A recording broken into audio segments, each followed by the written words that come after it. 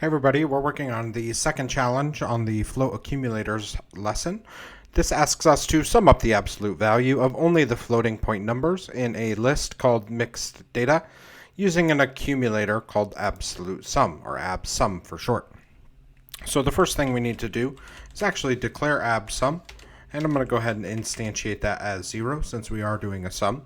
Next up, we know that we're going to iterate through our list, and since I know it's a list of mixed data, I'm not going to call it num or value, or number. I'm going to call it obj, short for object, because I have a number of different types of objects here.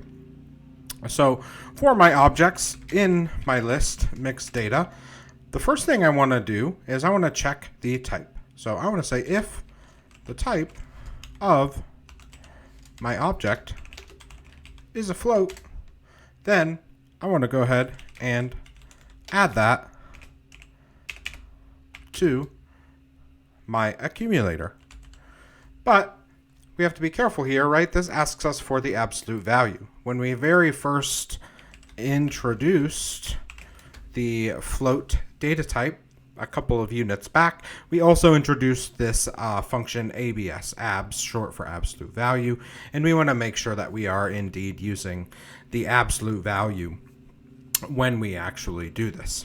So if we say abs sum plus equal abs object, we should be all good there. And this isn't in a function. I don't need to return anything here. Let me just clean up my code, get rid of any empty spaces. Always leave one empty line at the end of your file or your code. Go ahead and give this a test, and we can see that does pass the test.